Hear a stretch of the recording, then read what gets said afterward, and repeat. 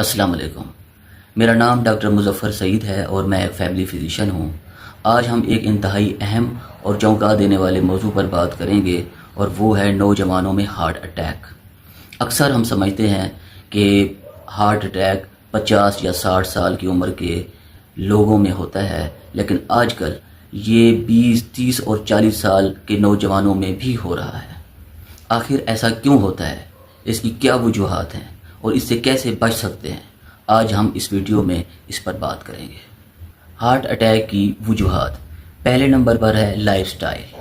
آج کا نوجوان زیادہ تر بیٹھ کر کام کرتا ہے اور فزیکل ایکٹیویٹی بہت زیادہ کم ہو گئی ہے۔ دوسرے نمبر پر ہے غیر صحت مند غذا، فاسٹ فوڈ، زیادہ چکنائی والے کھانے، کولڈ ڈرنکس اور میٹھے مشروبات کا استعمال بہت زیادہ ہو چکا ہے۔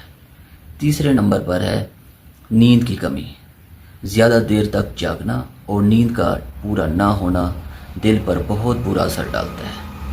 چوتھے نمبر پر ہے سٹریس، ذہنی دباؤ، اسٹڈی کا سٹریس، جاب کا سٹریس اور معاشی کمی کا سٹریس نوجوانوں کو ذہنی دباؤ میں ڈال رہا ہے۔ پانچویں نمبر پر ہے سگریٹ سموکنگ اور ویپنگ۔ سگریٹ سموکنگ اور ویپنگ کا استعمال نوجوانوں میں بہت زیادہ ہو چکا ہے۔ اگر کسی کی